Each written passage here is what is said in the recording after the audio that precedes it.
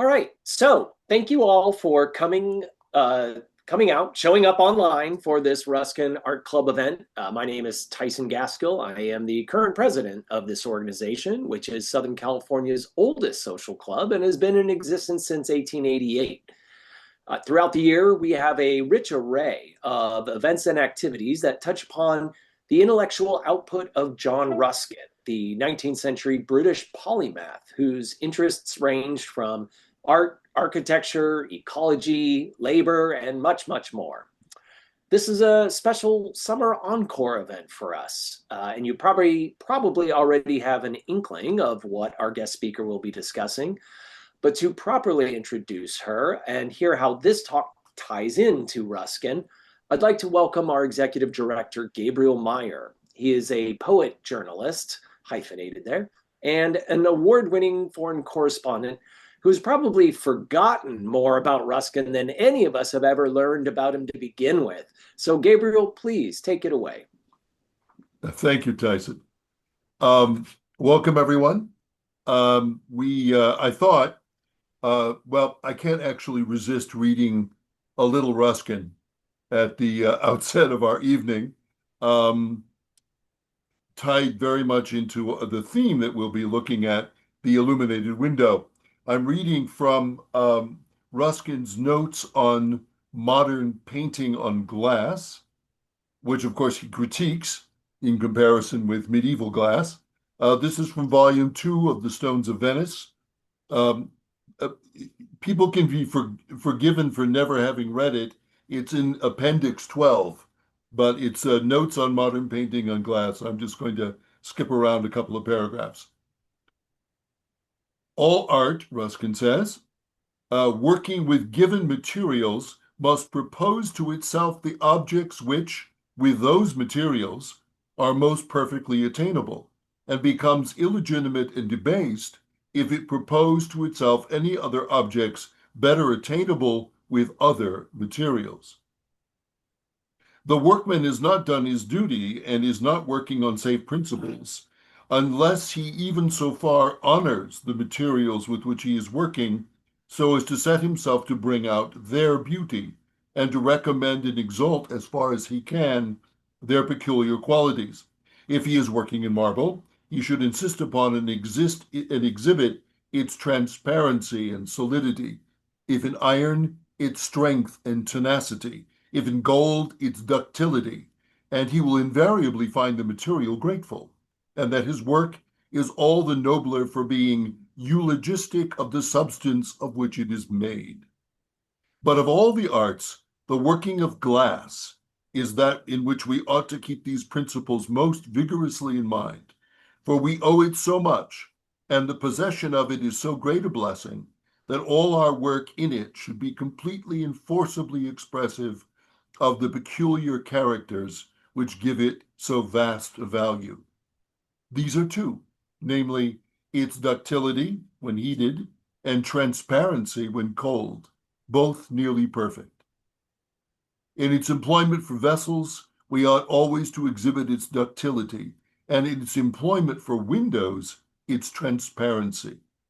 All work in glass is bad which does not with loud voice proclaim one or other of these great qualities. A true appreciation of the qualities of glass endeavors as far as possible to exhibit the transparency, which is not only its great virtue in a merely utilitarian point of view, but its great spiritual character, the character by which in church architecture it becomes most touchingly impressive as typical of the entrance of the Holy Spirit into the heart of man. A typical expression rendered specific and intense by the purity and brilliancy of its sevenfold hues. And therefore, in endeavoring to turn the window into a picture, we lose the sanctity and power of the noble material and employ it to an end which it is impossible it should ever worthily attain. The true perfection of a painted window is to be serene, intense, brilliant like flaming jewelry, full of easily legible and quaint subjects, and exquisitely subtle, yet simple in its harmonies. In a word, this perfection has been consummated in the designs never to be surpassed, if ever again to be approached by human art, of the French windows of the 12th and 13th centuries. Well, we have a treat tonight with Virginia Raguin and her new book, The Illuminated Window, only her latest effort to, as Ruskin says, appreciate the glories and transparencies and spiritual character of glass. Many of Virginia's publications focus on stained glass, both historic and modern, and she also has had a long career in historic conservation and preservation. She is currently published in 2013 a illustrated guide to the collection of medieval and Renaissance stained glass in the J. Paul Getty Museum in Los Angeles, only one of many works on stained glass which she has given us. And as I said earlier, she is most recently the author of The Illuminated Window, Stories Across Time, which we will talk about in more detail this evening. Virginia's become a great friend of the club. We are delighted to have her with us. She even graced one of our study sessions, our Saturday morning study sessions on Ruskin, which was a wonderful, wonderful treat. So without further ado, Virginia Raguin. Thank you, Gabriel. This is absolutely marvelous. Wonderful to be seeing you again. This book, let me say, for the non-specialist is dedicated to the non-specialist.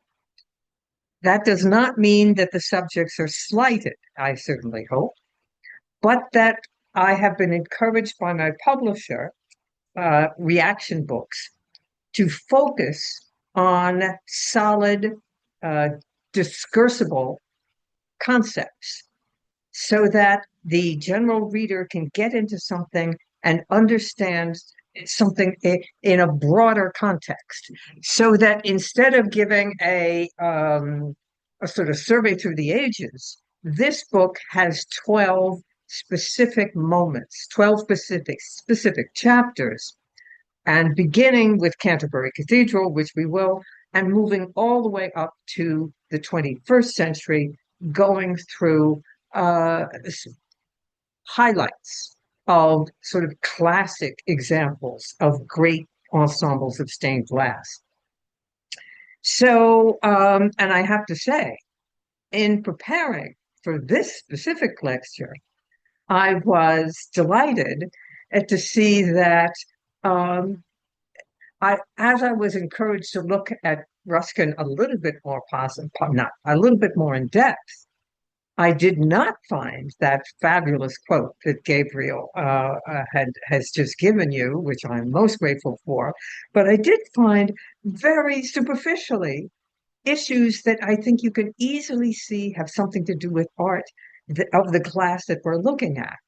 Art is not a study of positive reality. It is the seeking for ideal truth.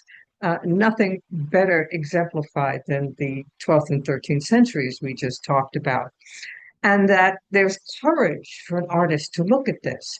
And also, when love and skill work together, expect a masterpiece. And so therefore, I was energized to think about all the issues of skill and technique that are really important as a backdrop to understand this. But before we launch into that, I wanted to show you just a detail of a window from Ruskin's time, from people he knew and admired, such as William Morris and Edward Burne-Jones. This is 1882 and is a window showing David giving Solomon the plans for the temple, and this happens to be Solomon. This is just a little section of it. And I wanted to connect to show you that people had a good sense of humor, because you're looking at Solomon here, then you're looking at angels, and you're looking then at the soldiers of David, and they hold a banner, and in it, David is holding the head of Goliath. And lo and behold, if you look closely, Goliath is a portrait of William Morris. So I find this quite marvelous because it means that people had a good sense of humor. Um, Glass, exactly as you mentioned, ductility and transparency is marvelously exemplified by looking at images of a very high quality glass blowing uh, place. This is Lambert's in Eastern Germany, very, very near the Czech border, where you have a great deal of sand, wonderful, clear, beautiful sand, which certainly makes for great beer and it makes for great glass. And here you see the molten glass being blown and then cut, but glass can also be extruded through a roller, as you're watching here. The end result today is a great many, many possibilities of artists taking ladles of different colored glass, throwing them together, putting them through a roller, as well as having the single colored sheets that you can see here. Obviously, that was a yellow sheet, and then we're dealing with this a very gradual transformation of colors, and then here the colors amassed together.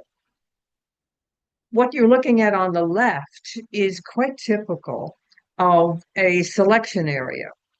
The glass is cut and cut into sections that make it easy enough to hold and to more or less have a dimensions in which you can cut any reasonable shape you want. You're not going to make them extremely large because they are brittle. They're very strong, but they can be brittle.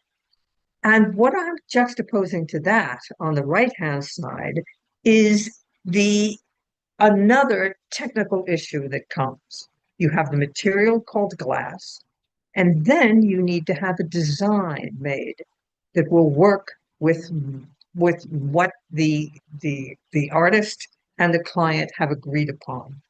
And what you see on the right is a 16th century sketch for a window showing two heraldic arms of husband and wife. The husband's on the dexter side over here, and the wife's on the sinister side on what we would call our right-hand side. Now, you notice that that's rather explicit. We see a great deal of detail, but we see more detail in the architecture on the left than on the right, because if it's already been sketched and approved, there's no reason to actually sketch it into the design. Who wants to waste time for something that is not essential? And you also see below fides on the left and spes on the right. You have faith and then hope. Clearly, those are indications that the artist intends to put an allegorical figure of faith and an allegorical figure of hope. But there's no reason to draw it out because clearly the studio has many examples of those figures already executed that the client can see. Now, what I wanted to emphasize for anyone interested in glass is how fascinating it is to see the longevity of the techniques. You're looking now at a contemporary artist. This is 2010, Kiki Smith, who is executing large segments of glass that are for an exhibition at Pace Gallery. And she's executing them in the Maya, actually, Mayer studio in Munich. She's an American artist, but was using their facilities to execute the glass.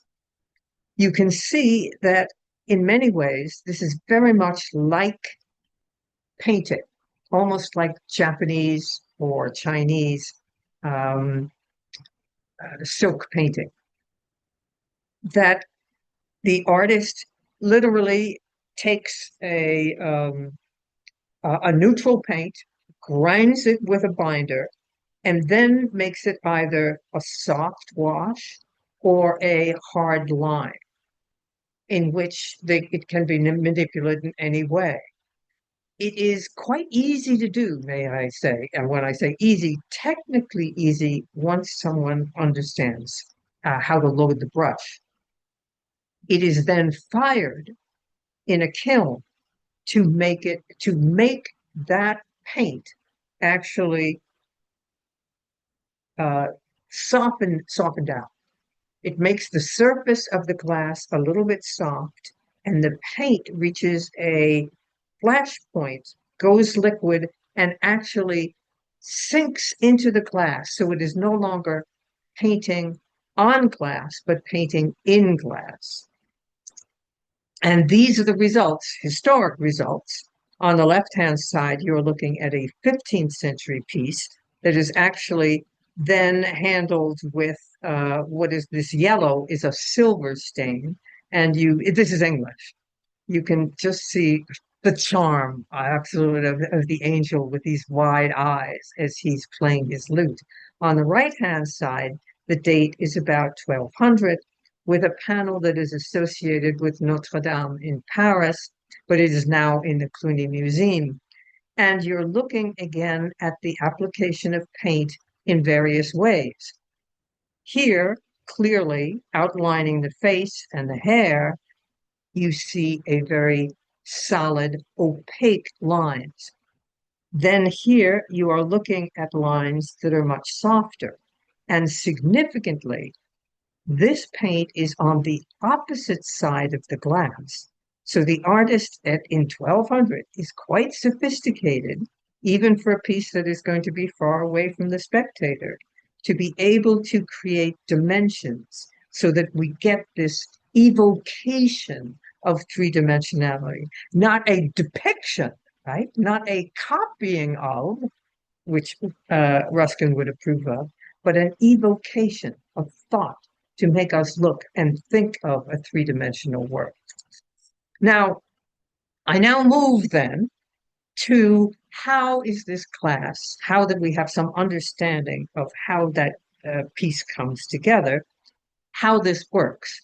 Let me just go back just for a second because I think I should have noted this. What happens after the segments of glass are painted and, shall we say, cut, painted, and fired, they then, and they look like jigsaw pieces, they then are held together through lead canes. These are repair leads. And because it just simply should have gone down to here, but then it broke off, and these are just repairs. Um, here, this is one solid piece of glass, as you can see. This whole piece like it is one solid piece of glass, and it is surrounded by leads, and it is then juxtaposed with other pieces of glass held together by leads, but in a relatively restricted manner, not in large pieces. Now, what we are looking at now is Canterbury Cathedral. Its exterior, and these are the windows where we basically are going to be looking at. Most of these, this is a series of windows for the clergy and for the visitors. Canterbury Cathedral served two purposes, many more, of course, but two major purposes.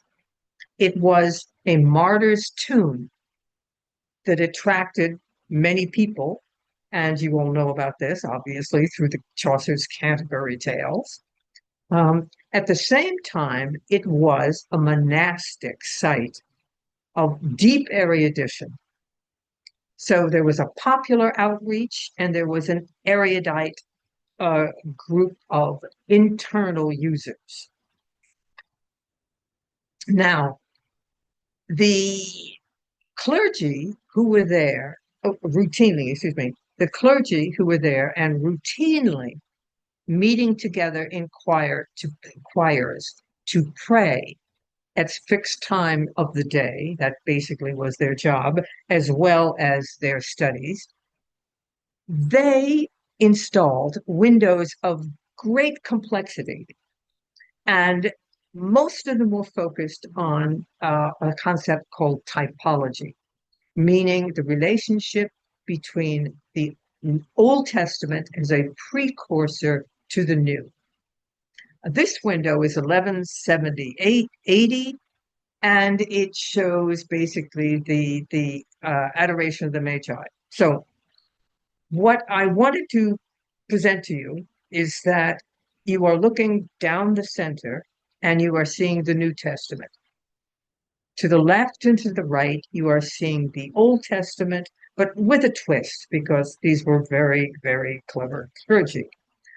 On the left, you are looking here. You are looking at, oh, I'm sorry. This is going, you are looking at, here is Isaiah, and then here is Balaam. These are prophets. He is riding his ass and he's moving along, and there's an angel in his path, and he's going wild, trying to kick the animal, go forward, go forward. And of course, the moral of the story is that dumb animal knew enough to look and realize that he was being talked to by God. You were all intent on your own ideas and didn't pay attention, thinking you were more important. On the right-hand side, of course, is Isaiah, who prophesies the birth of Christ. In the center are the three magi who then see the star, as in Balaam seeing the angel and journeying to Bethlehem. The second level shows the magi, here they are, being interrogated by Herod. Then on this side, we are seeing Moses leading the people away from Pharaoh. And this side, quite innovative, rarely seen anywhere else, is Christ leading people away from paganism. And this cute little image of a naked blue, so therefore bronze. They're trying to really, they were looking clearly at a Hellenistic bronze of Mercury or something like that. And one of the men here, or several of the others, are still looking back. I'm like, gee, that was really a lot of fun when we had these idols. So you see this kind of discussion going on. In the third level down, Christ is adored by three kings and three magi. No, excuse me, three kings and three shepherds. The Trinity being invoked, certainly, but at the same time, because this is chronologically inexact, right? Shepherds and magi did not show up at the same time. You see the Gentiles and you see the Jews. And to the left, the Queen of Sheba has come to honor the wisdom of Solomon. And on the right, Joseph's brother have come, understanding they did not realize it was Joseph, but seeking his wisdom, because he, as seneschal of Egypt, was the person who urged Pharaoh to store up grain during the 7 fat years for the 7 lean years that would follow. This, let me tell you, is the least complex of 12 typological windows. So this gives you some indication of, and this is only the top of it, exactly what kind of meditation these windows presented to the clergy as they processed to and fro from their monastic confines to pray in the choir and then back again to their work. That was not the area that was for the general public, especially the pilgrims. The pilgrims had the circular ambulatory, where the theme there was absolutely Thomas Becket, martyred bishop. His relics are here. Pray to Thomas and he will answer.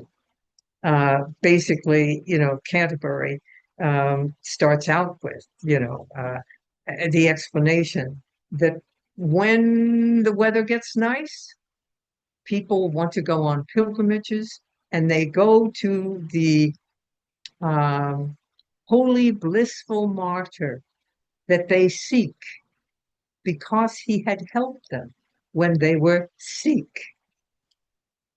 So what you're looking at is, what you're looking at is a photograph that I took with a group of visitors that gave me the visual parallel to a great many of the texts that I had been reading from medieval times about how the clergy or other sort of persons of responsibility would lead pilgrims around from window to window and then explain the stories that were in them. Now, one of the most important stories, one of that, of course, we find fun, is that a young knight called Aylwyd of Westoning is brought before a judge, and he's unjustly punished with blinding and castration. They were very serious in the Middle Ages. Now, notice that the artist has expressed the agitation and the distress that Aylward certainly is finding as he is unjustly bound and brought before a judge. By the sweeping and the undulations of the robes and garments that are around him, he is far more agitated, as you can see from the judge, who is looking very calm and giving his advice. Now, you then have in the window a clear image of the punishment being carried out. And Aylward is held down on the ground with a plank over him, and his eyes are being put out, and indeed he is being castrated right here. There's the knife. And the judge is looking down and ordering this, and there is agitation all around, of course. Happily, he prays to St. Thomas and is cured, and then we see him walking happily, erect and pointing to his eyes, and other people are noticing. He also is handing out alms to a beggar who is here, and he has little hand crutches, which is an indication of a return to his own noble state, or shall we say a privileged state, because it is people of privilege who give alms to the needy. And notice over here, one of the men is pointing somewhat lower because everything has been restored to Aylward. Another image that, of course, we find most amusing is about Robertus, who is from the town of Rochester, which is only about 30 miles northwest of Canterbury. So again, this was very important for people to see. As they walked down from London to Canterbury, they passed over the Medway, which is being represented in this image. Here is the Medway, and naughty Bobby and his friends are throwing stones at frogs, and he falls into the Medway. His friends rush over to tell the distraught parents that Bobby has drowned. They, of course, on the way, praying to St. Thomas, rush to the Medway, and lo and behold, St. Thomas has effected the cure because naughty Bobby is floating up at the top and he is restored to their parents. Now, that is a kind of vivid juxtaposition of a great center. Another fascinating moment that I had looking at this book was to look at a parish church a good deal later. This is 15th century, not the 12th and early 13th century. And it's much smaller. It's in the city of York at the time that York had about 50 parish churches. Fortunately, a few of them grow today. We often, in the present day, think of a cathedral and think, oh, well, it's great, it's big, and everybody can just walk over to the cathedral. Now, that they didn't. A parish church was the center, even in a city, was the center of community life. You were born there, you were married there, you were blessed, you died there, and all of your records, the records of your existence actually within that city, were kept in this parish. And this is an excellent example and happily well preserved. This is just this is the side aisle, and you can see this is about the size of it. And we're watching a ceremony with incense that is faithfully recreated by individuals very interested in trying to preserve the texture of what worship in the 15th century might have been like. This is the opposite side aisle to that. And you can see that we're not looking at wild Gothic ceilings. And in the center, let me just point this out, excuse me, it's this window right over here.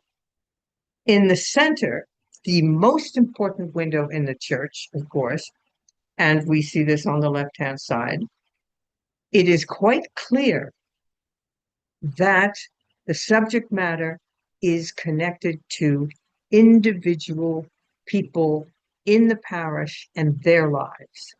Especially in the center, Saint Anne is teaching the Virgin to read.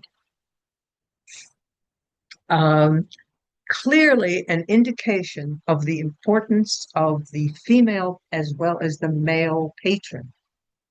Family is what counts. And this was a time of great ascendancy of the English merchant class. And the merchant class, of course, depended on family relationships, and it also depended on safe passage. So on the left, we see Christ's cousin, John the Baptist. And on the right, we see Saint Christopher, who is the patron saint of travelers. Almost all of the English churches of this time would have a wall painting of Christopher, very large one, usually near the entrance or near a door, because he was the one who watched over coming and going, given his ferrying of people and ultimately the Christ child over water. And you can see the text of the books were quite vivid. And we can recognize indeed the Psalm 142 that the Virgin Mary is reading. And looking at this, you can easily see how it relates to Chaucer's evocation of a child learning how to read that he has from one of the Canterbury Tales. The donors, of course, are placed in the window, and you see that on the right-hand side.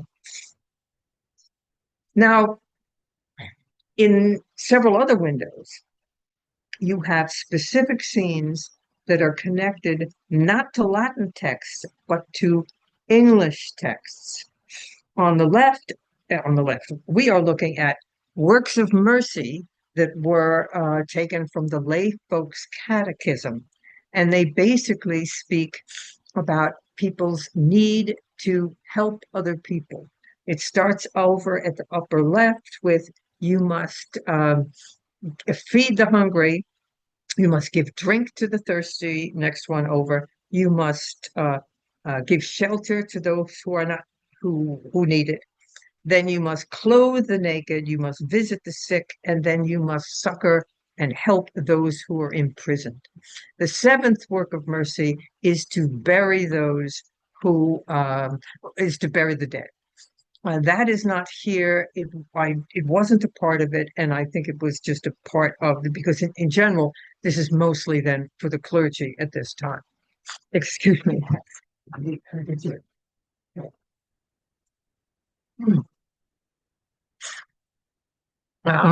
You can see by now we are looking at something that looks very, very much like a comic book, right? An illustrated book in which we are looking at one picture after another, and the image of the window is red, not like the earlier medallion patterns, but it is read as if you were reading a book. And when you get up close to look at it, you can see and actually recognize that people are shown wearing the kind of clothes that Chaucer explains, the beaver hat on the left-hand side and the forked beard.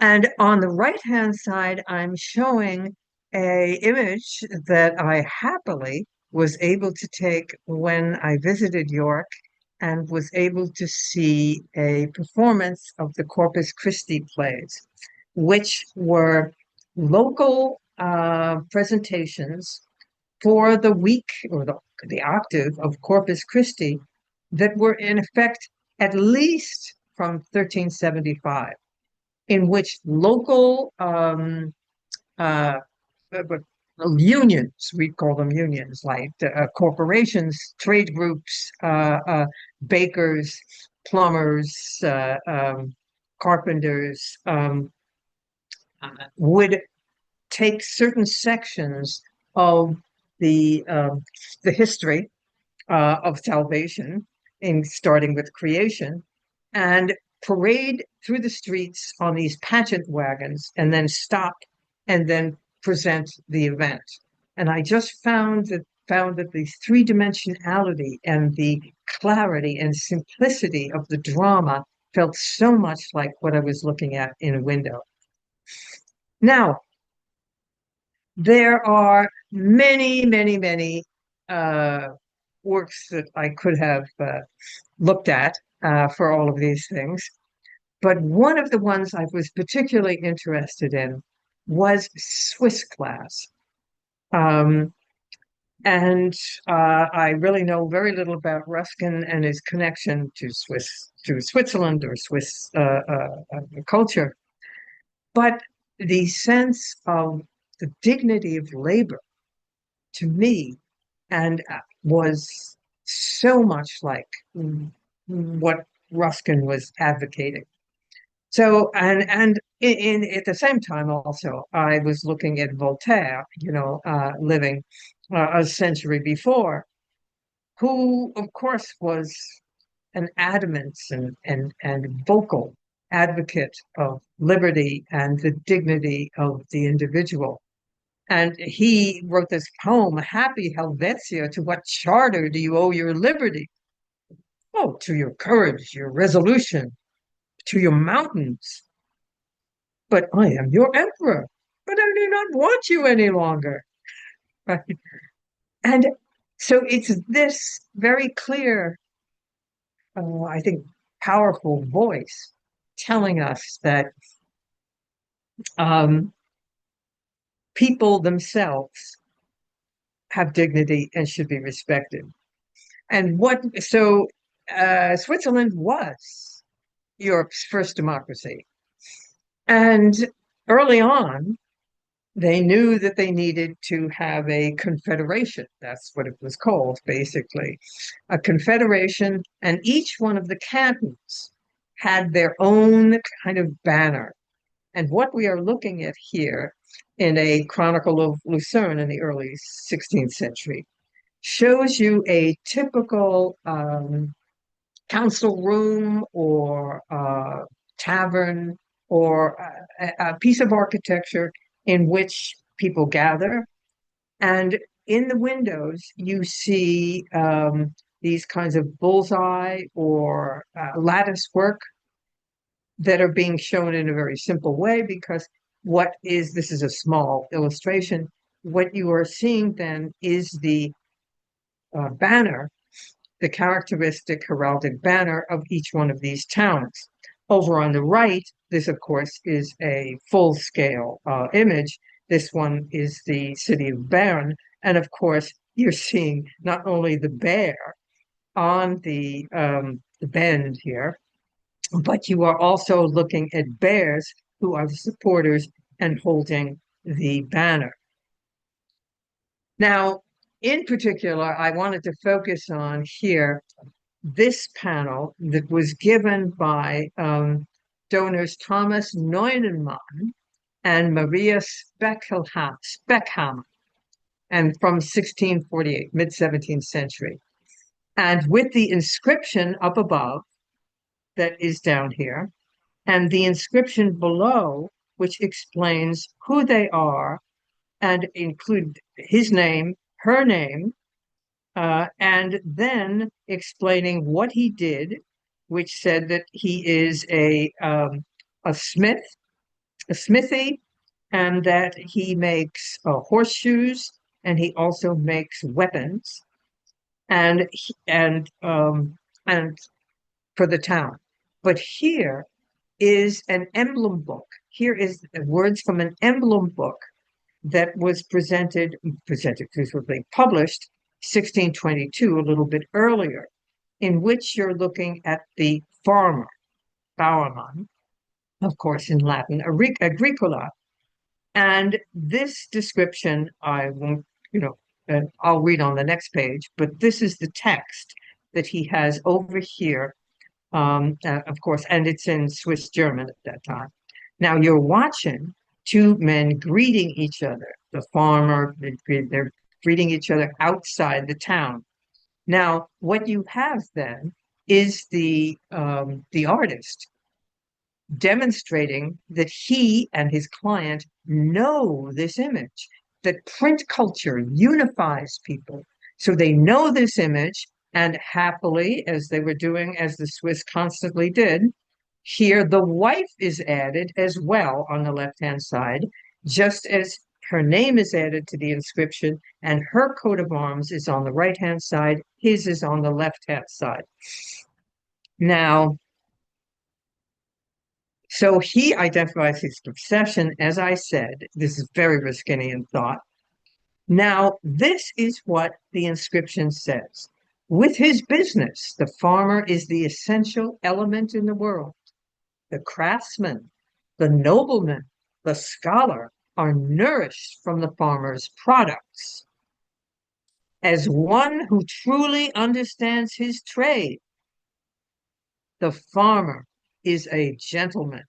And of course, it was welche der Handel wollt verstand. So ist der Bauer ein Edelmann. I mean, this is really great stuff. It deserves to be much better known. Now, I wanted to jump up, way up, to the time of Ruskin and to Harvard University. Harvard University, the faculty at Harvard University were deeply, deeply influenced by Ruskin's work and his ideas. Now, I just wanted to point out very easily here that John Ruskin, of course, praised the Venetian use of brick, quote, in the ancient architecture of the clay districts of Italy, every possible adaptation of the material is found exemplified, from the coarsest and most brittle kinds used in the mass of the structure, to bricks for arches and plinths, cast in the most perfect curves and of almost every size, strength, and hardness, and molded bricks wrought into flower work and tracery as fine as raised patterns on china. Many of the best thoughts of their architects are expressed in brick. I believe that the best academy for her, that is the English architects, for some half century to come, would be the brick field. Now, Harvard University's Memorial Hall, one of its most iconic buildings, was built in 1876. I shouldn't say obviously, but you might have guessed, by two men, Ware and von Brunt, who were graduates of Harvard. The building was meant to be a showcase, to be a lecture hall. Now it serves a great deal as a concert hall for Harvard as well as for outside events. Um, a sort of a memorial hallway and then a dining hall. Um, and you can see that the description that Ruskin had about the complexity of the architecture, the intricacy, the molding and carving of bricks, and the sense of color is very much taken to heart. Now, within it, some of the most impressive um, works in stained glass have been assembled. And one of the most often cited is the Battle Window of 1881 by John Lafarge, a extremely well-known uh, painter, as well as a writer, actually a critic, a great friend of Henry Adams, and also a great pioneer in this thing that is called opalescent stained glass. He actually launched this concept that then was taken and, if I can use the term, commercialized by Tiffany, um, who was a businessman interested in many customers and reaching as many as possible, and giving them a good product. Let me be clear. Um, uh, this, how in a way, is somewhat atypical, but he really took the concept of a Homeric image in order to give great dignity to the lives of the young men at Harvard who had lost theirs in the American Civil War. That was the reason for the memorial. Now, most significantly for our connection to Ruskin is the largest pictorial window, which I'll just move forward. That's what it looks like up at the top. The largest pictorial window, which honors St. Martin, Sir Philip Sidney, and the Chevalier Bayard. Sorry for the misspelling. And it is deeply connected to the influence that Ruskin had on Harvard. In 1880, he sent a copy of the first part of the Bible of Amiens to the first professor of fine arts at Harvard, Charles Eliot Norton. And Norton would later act as his literary executor. Now, Ruskin specifically looks at St. Martin and speaks of his sacrifice of cutting his cloak. And I was moved, in particular, by realizing that few other people had understood what it meant for someone in the Middle Ages to deface the garment that they had, which was a distinguishing part of their status. If you were a king, you looked like a king because you wore clothes that were fitting for a king. If you were if you were an officer, your clothes distinguished you as an officer. The very fact that he cut his cloak in half and therefore then would be sitting there with half a garment on while this, naked somebody was sitting here wrapped in half his cloak, he understood saying no ruinous gift, no even enthusiastically generous. Sidney's cup of cold water needed more self-denial. So he actually joined the concept of self-denial of St. Martin of Tours and of Sir Philip Sidney and connected it to the donor of, he made this connection. Sarah Wyman Whitman, a great friend of Martin Brimmer, who was the first director of the Museum of Fine Arts at Harvard, and a member of Trinity Church, where that window that I showed you at the beginning was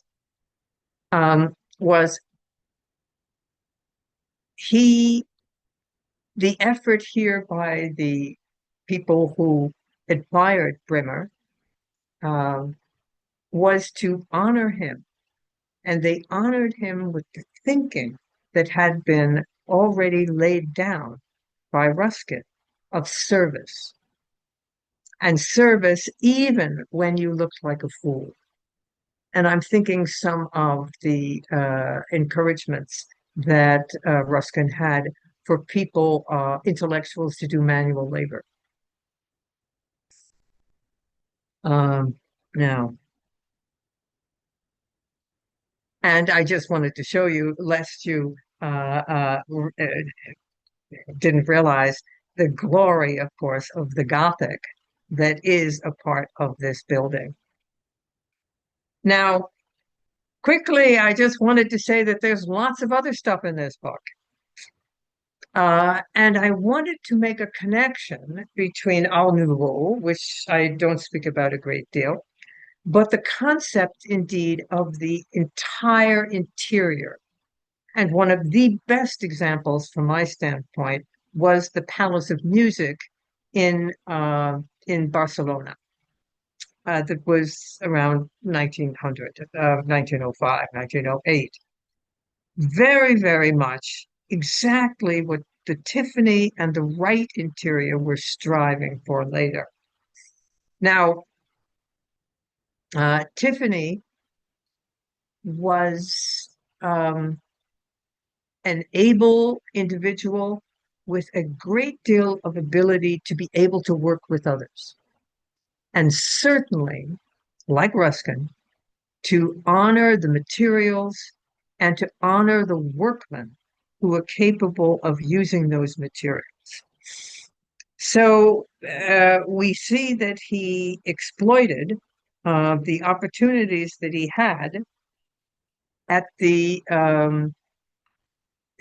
World's Columbian Exhibition and moved into the area that had been allocated for his father's jewelry store, and created the Tiffany Chapel in 1893, which absolutely was a clarion call to use beautiful materials. And here you are talking about glass in transparency and also glass in its ductility, as in this great chandelier. Now, I wanted to move back again and also say that there is nothing really new under the sun in many ways. We have had centuries upon centuries, one might say millennia, of people searching for beauty. And it is the creative artist who looks back and is able to see this an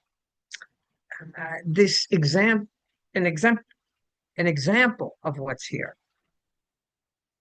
and to realize and to absorb it. I think that's just it. To be awed by something and to let that awe and love of that beauty work and sort of just, ruminate and kind of, then later that comes out and inspires and says, wait a minute, I think I can make something like this. And this, of course, is Hagia Sophia, which, of course, Tiffany saw in his many travels. And over here on the left, the kind of mosaic work, which then, which is glass, of course, which then, however, is used as an inspiration for him to make this baptismal font here in the well, late 19th century. The opalescent glass is a type that is specifically American, and it is not the translucency that we have with the single color that people sometimes use and say it's cathedral glass or it's antique glass, or but it's the kind of glass that was used certainly at in shops and in Canterbury. Each piece now could be manipulated in different colors, as I showed at the very beginning in the possibilities of showing the sheets. What Tiffany did as well, because he was designing something that he saw for the deep pocket client, was to plate so that you could have various layers, one after another, to further modulate. The concept really here was to try to get glass to emulate the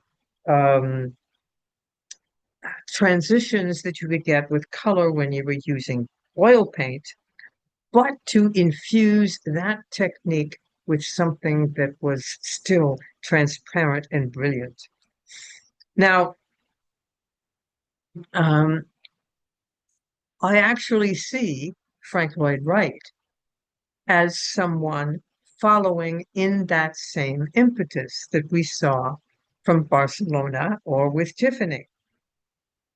Only his concept of a total unity and connection and a sense of interrelationship was one of geometry.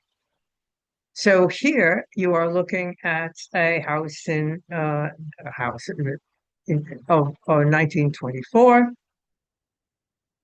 and the repetition of the wheat sheaf motif here on the right, and then on the left with what we are looking at from later. Oh, sorry, later when he started to make his houses in California, in Los Angeles, actually.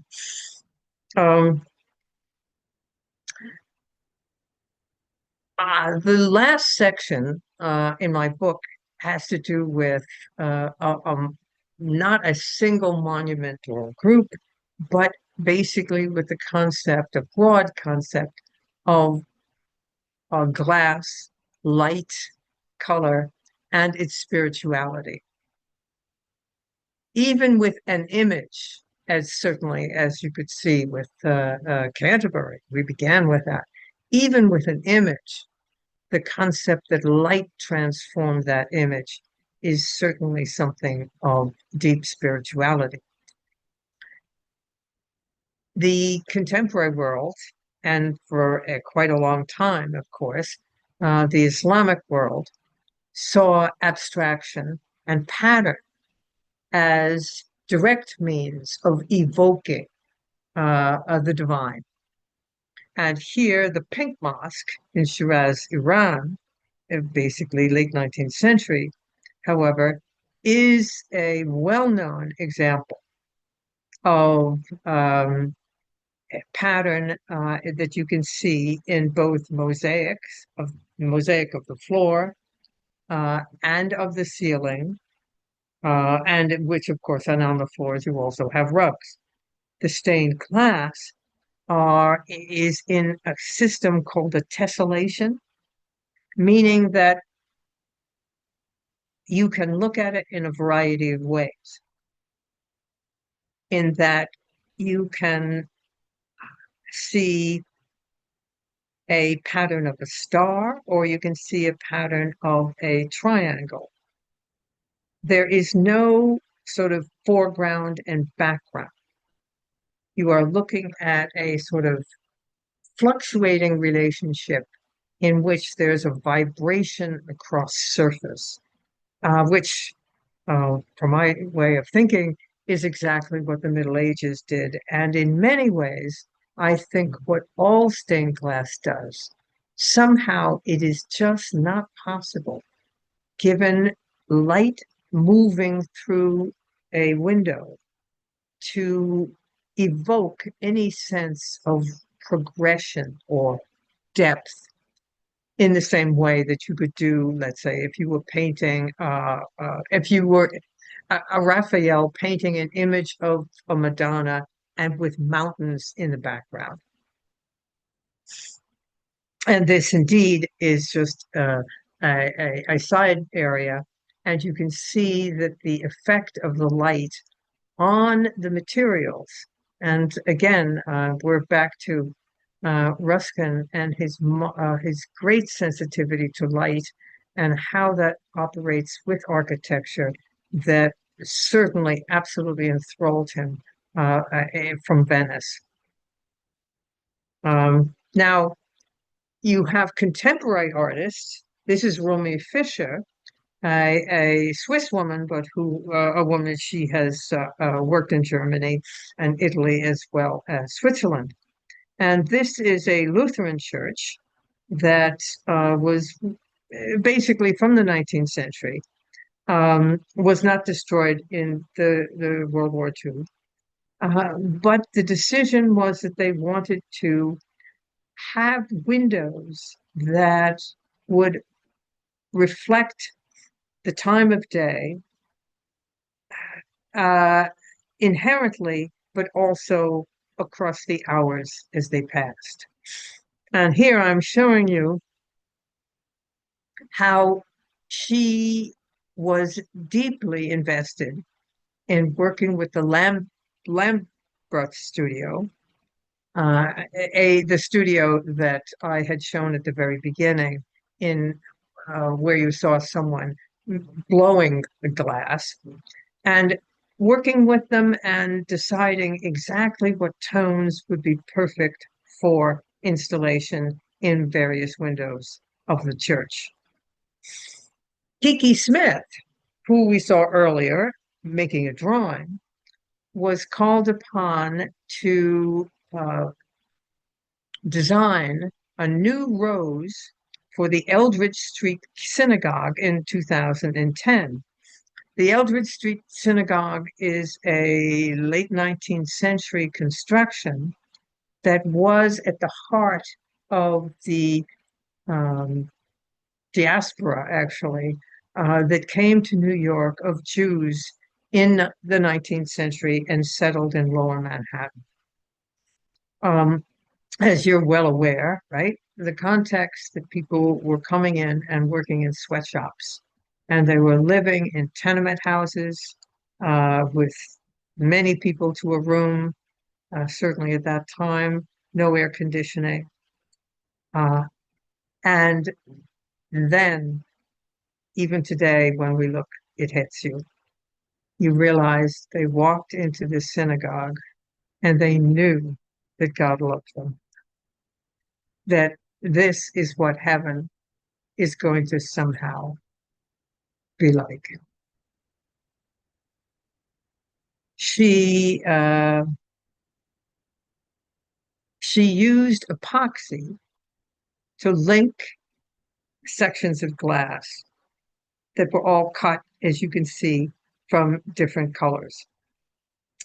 And she also used acid etching to cut the holes that she then used the yellow or different colors within.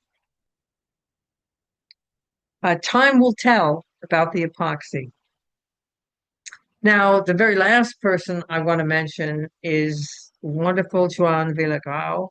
In his studio, he is the artist who designed the windows for Sagrada Familia. And here he is in his studio with the windows and the color scheme, the color and hue scheme that he conceived. The rest here are also his work. This is his oil painting, and this in the back is his sculpture. He's a scholar as well. He's written on historic art and also historic art, I mean, the art of the Middle Ages and also that of the Art moderne. Well, excuse me, we call it Art Nouveau. They call it modernist art in the early 20th century, or in Barcelona. And this is the end result.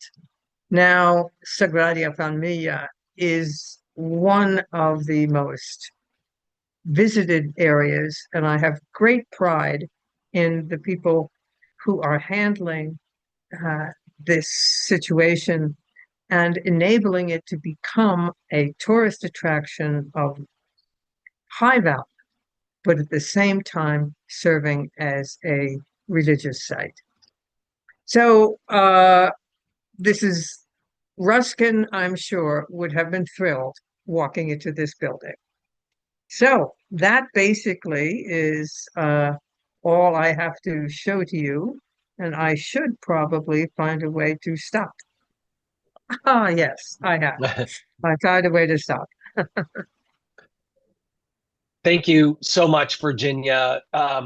In 1 hour, I think you have doubled my knowledge of stained glass, and this is even Wonderful. after a 2 hour tour last summer with my fellow Ruskin Art Club board member David Judson of the famous Judson Studios here. Oh, yes. So yes, no, you really did an amazing thing. I do have a presidential prerogative question here.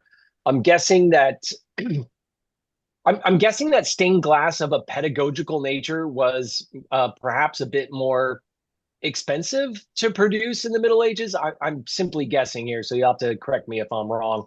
Uh, And does that explain why some medieval churches might have foregone that for just, simply pretty colors? Or was oh, instructional stained glass almost de rigueur in medieval churches, and that after various wars and religious or otherwise, which have taken a toll on churches, they simply just put more basic kind of stained glass in there instead of trying to replicate okay. any That kind of that medieval. that's complicated. Well, first of all, um, we don't know of any church that tried to do it cheap, if I can put it that way. Okay. Because if you were building a church, you already knew that uh, it had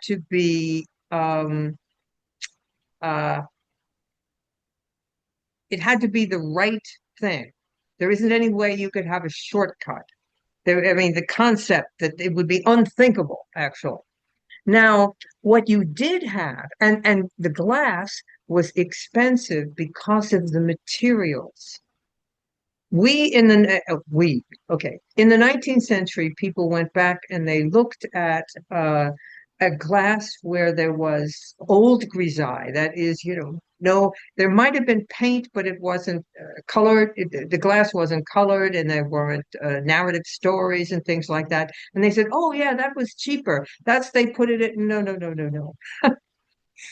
Um, there was some level of complexity.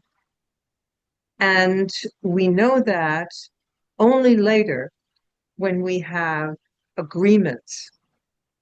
And just as you have the agreements from Italy with panel painting, and there's an agreement that no, no, no, no, I want lapis lazuli here. I don't want a cheaper blue, right?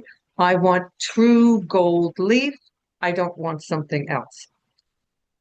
We do have that in some pieces of glass, and we can see it. Well, it'd be too difficult to go into. It's sort of a technique issue of how to sort of make it a little bit more complex and make the colors a little more interesting, each piece. But if you were going to have a church, you were going to have windows that were looked as good as any other church. Now, there was the grisaille glass was there on purpose to let more light in. I Mm-hmm. kid you not.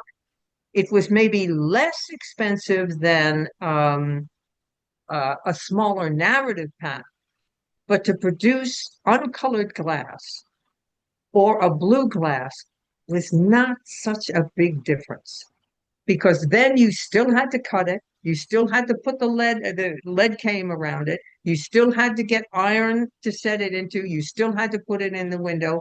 And the uncolored glass was always painted because otherwise it just would be too glaring. So that there was, if you did it right. Now today we have lots of opportunities to make changes as to what would be a more expensive piece and what wouldn't be. But I would say not in the Middle Ages. Mm-hmm. On a slight follow-up to that, do you know if there was ever stained glass in Hagia Sophia? Oh, yes. It- trans there was glass of the kind that was in early Christian churches. In that you there was sort of uh,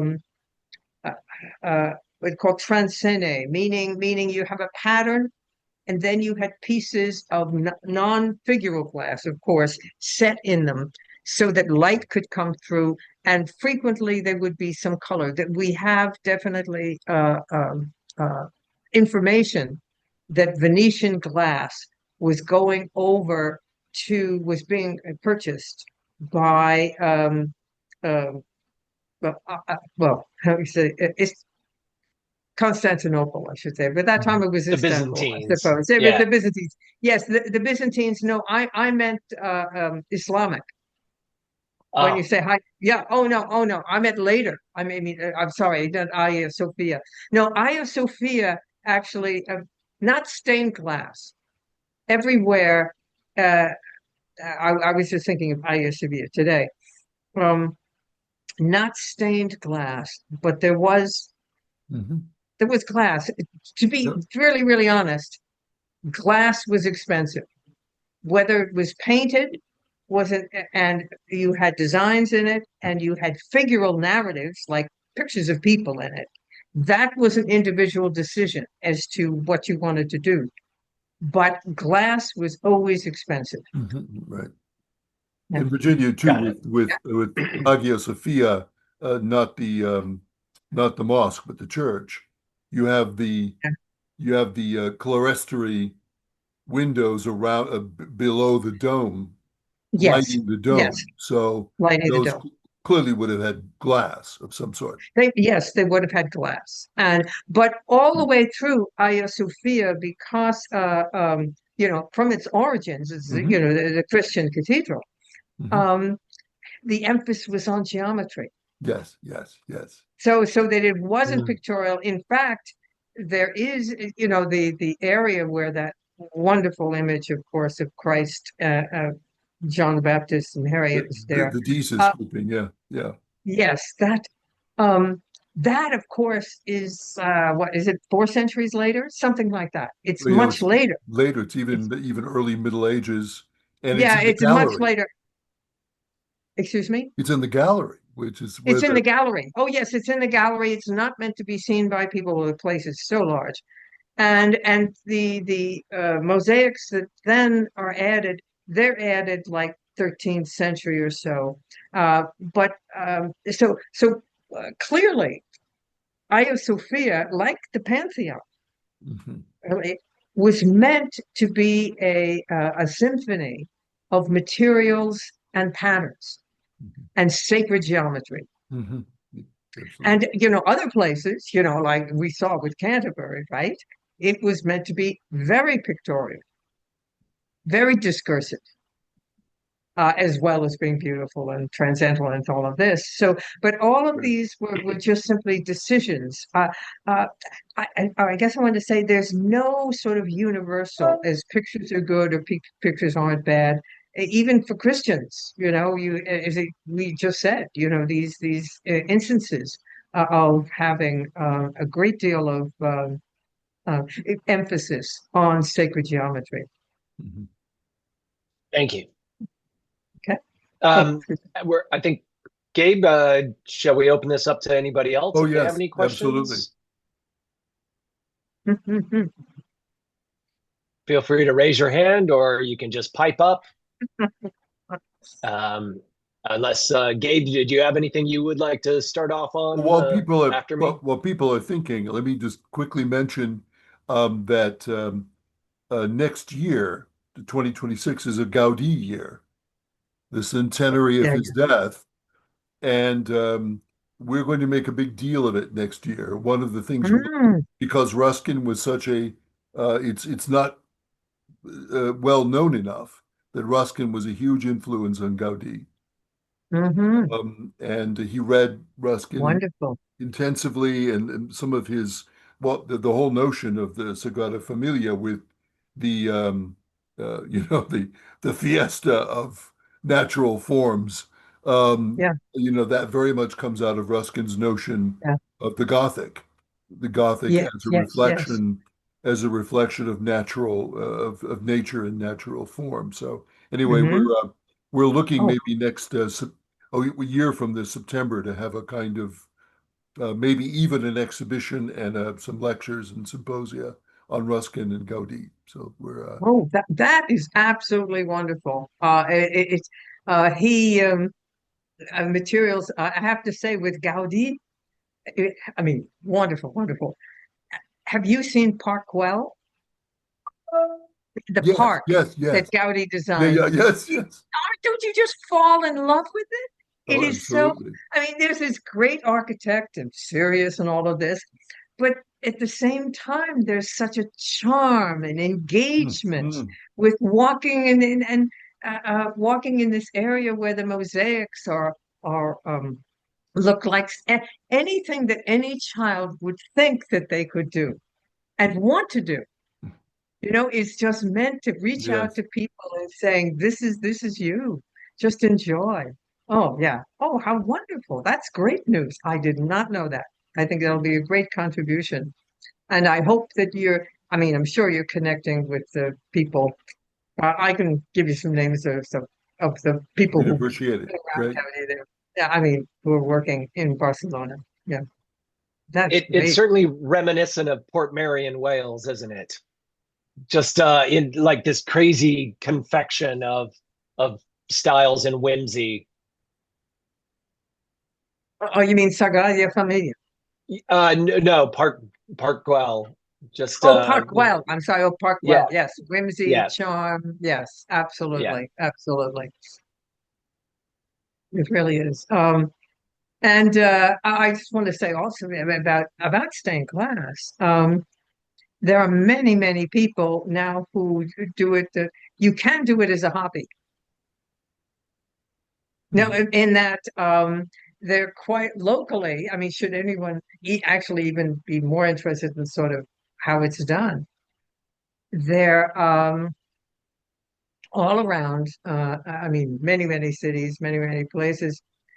There are people who have clubs, and you can buy now a kiln, that is sort of a pizza oven kind of kiln, and it's electric, so you don't have any problems, right?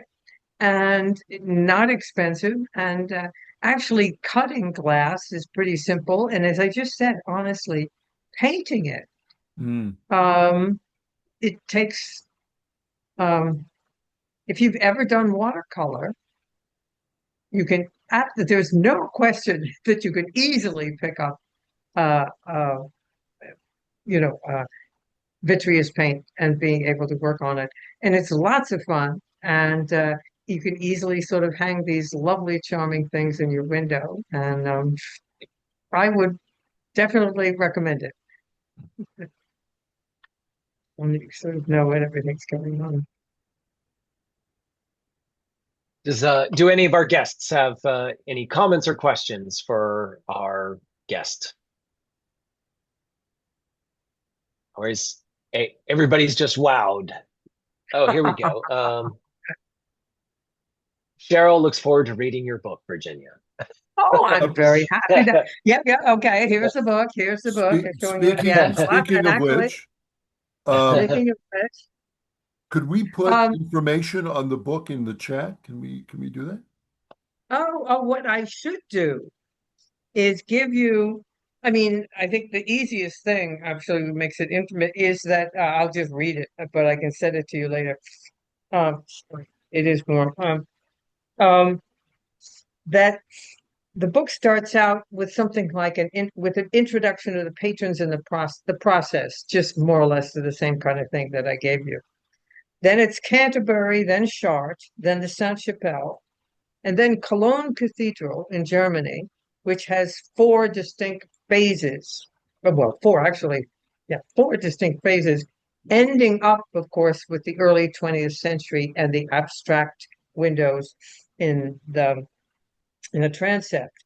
Then All Saints, that parish church we saw. Then another church, which is in more or less the same time, but a whole series of um, windows that are very much based on Nicholas Love's meditations on the life of Christ. So you're looking Mm. at popular devotional literature that are basically expressed in the windows. Then the Swiss stoners, but then also Renaissance roundels that are um, based on prints. So if anyone is in, most people know about Lowlands prints, or what we call Dutch or Belgian prints of the 16th, 17th century. Um, Martin van Heemskerk is sort of the big name there. That all of those prints were also made to be the basis of stained glass as well. And the difference between a print is that, of course, it can only be owned by a distinguished, I shouldn't say distinguished individual. You own a print and you keep it in a drawer. Otherwise, it gets bent and it gets dirty and it gets dusty, and you take it out and you show it to someone and you stand next to someone. A piece of stained glass that is meant to be public and is meant to be in a window, so that it is the public side in some ways of prints that I find very, very exciting. Then basically, yeah, as I said, Harvard, and then Tiffany, Frank Lloyd Wright, and then you saw the rest. But those I could, write that down for you so that it would basically would be. You could post that in the chat later. So Also, you could just think, yeah, yes. also Virginia, we will put a link on the calendar notice for this talk where Hmm. people can find the book. Oh, okay, very Yeah, good. we'll link it there That too. would be We'll nice. put it on the Yes. website. Okay, that's fun. It was a lot of fun for me to do it. And oh, I have to. I'll share something with you that I had to send uh, chapters at the beginning around to a number of people. And of course, one leans upon your family, but of course, you really can't do that too much in many ways, because you think, well, they're going to be nice to me. They're not going to, how it is. So I wrote to a number of former students, and they were immensely helpful Mm. because writing is not writing is never easy. People think it's easy. It's because, well, I'm thinking, well, there I can write. No, it isn't this.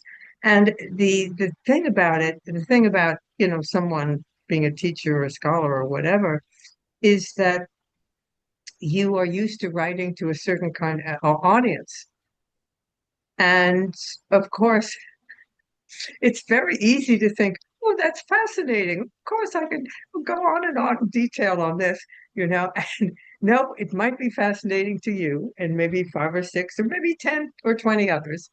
But if you're talking about a broader group, no, no, no, no, that's too much detail. So it was really wonderful that I got some wonderful um, uh, reactions back early on. And then that gave me a sense of, well, where can I go? And I'm Mhm. trying to remember, yes, also, one of the people really basically said to me, you need to break things up into subheadings. Right. Yeah, yeah. Yeah. So I just, share that if you're talking about communicating, your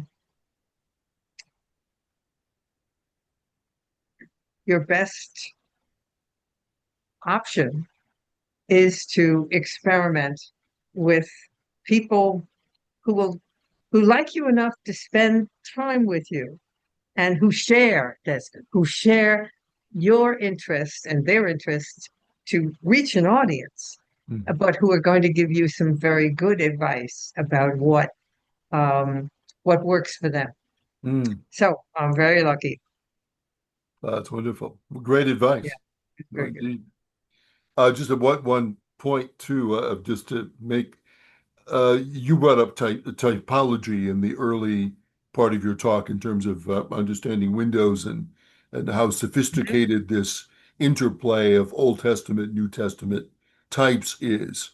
Um, One of the things that the insights that the scholar Robert Hewison has about Ruskin was that Ruskin grew up in an environment where he read scripture every day with his mother, who was quite demanding in terms of teaching him how to read, looking at the text in itself, not how you interpret it or like it. You deal with the mhm, text, you understand all the cities, you understand the geography, you can personally decipher the page, and then going on to make these typological connections that would mhm, tie this passage together with other passages so that you would see connections.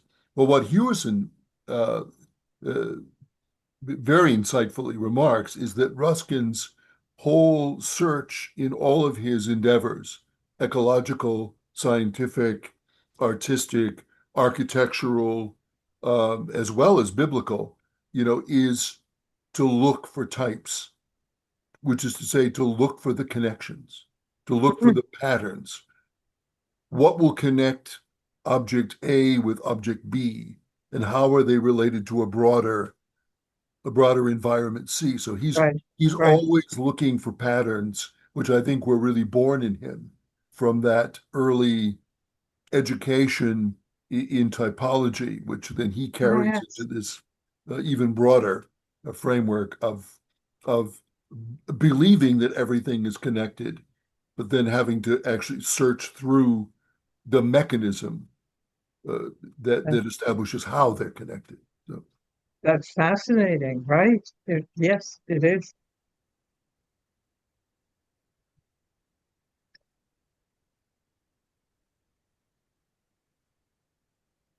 Well, you're getting plenty of kudos in the chat, but I think our guests are probably going to be mulling over everything for the evening rather than opining Okay, or good. offering suggestions. So, Right. Gabe, do you want to wrap things up? yeah, just very quickly, Virginia's talk will be on our YouTube channel. So our website, www.ruskinartclub.org, is a treasury of treasures of Ruskin resources. We actually, if you look under Ruskin resources, we have PDFs of all 39 volumes of Ruskin's complete works. So you can Mm, access okay. everything there, and lots of history of the Ruskin Art Club, also connections with other organizations around the world that have similar interests. So if you go on the website on the YouTube channel, we have more than 100 now lectures and presentations there. So please subscribe if you go there, and then within a week or so, um, this uh, this presentation will be uploaded to our YouTube channel. Um, Also, we have a study session. We have these Saturday morning study sessions from 10 to 11:30. More information on that on the website.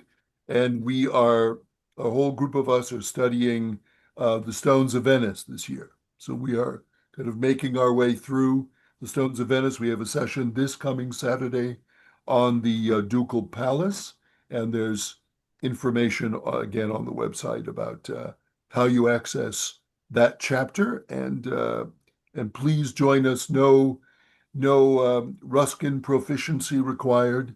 Uh, we're all learners here, so we would love to see you there. And the only other scheduling thing I might point out is that the 25th annual Ruskin Lecture, which is a major event for us, in September at USC, it will feature Professor Tim Barringer, who's the Paul Mellon Professor of the History of Art at Yale, who is giving us a lecture this year on John Ruskin's labor, to the whole discussion of the nature of work. So we invite you to join us for that great event, and lots more information on the website about that. Thank you all for coming. That's Thank great. you very much. Thank you, Virginia. Okay, wonderful. Right. I had a Virginia, lot of always fun. great. Okay, goodbye. Bye-bye. Thank you so Bye. much, everyone.